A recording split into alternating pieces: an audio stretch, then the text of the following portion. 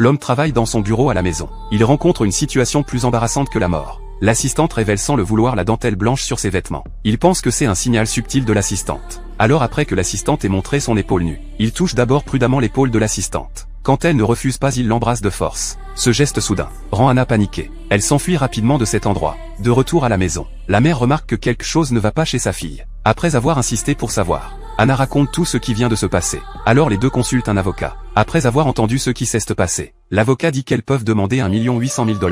La mère d'Anna insiste sans hésiter pour poursuivre l'autre partie. Rapidement, une lettre d'avocat est envoyée chez l'écrivain. Mais celle qui reçoit le courrier est sa femme qui souffre de dépression. Après avoir compris le contenu de la lettre, elle commence à être anxieuse. Finalement, après avoir pris des médicaments, la dépression se déclenche. Elle commence à perdre le contrôle. Elle noie sa fille de seulement 3 ans. Puis dans son désespoir, elle avale une bouteille entière de somnifères. Et met fin à sa propre vie aussi. L'écrivain qui rentre à la maison ce soir-là voit la scène tragique chez lui. Et sur la table, cette lettre d'avocat envoyée. Un geste erroné lui fait tout perdre en une nuit. Ensuite, lors de la médiation, l'écrivain signe sans hésiter pour indemniser. Tout cela anormal inquiète Anna. Surtout après avoir appris de l'avocat ce qui est arrivé à l'écrivain. Anna, culpabilisée, commence à écrire des lettres à l'écrivain. Mais elle ne reçoit jamais de réponse. Jusqu'à ce qu'un jour, des années plus tard, Anna reçoit un appel de son frère. Il s'avère que les parents ont mangé des champignons vénéneux par erreur. Ils ont été envoyés à l'hôpital pour être sauvés. Anna se précipite à l'hôpital anxieuse. Mais elle n'apprend que la nouvelle de la mort de son père malgré les soins. La mère a survécu grâce au lavage d'estomac à temps. Mais elle a des séquelles d'hémiplégie. Elle passera le reste de sa vie en fauteuil roulant.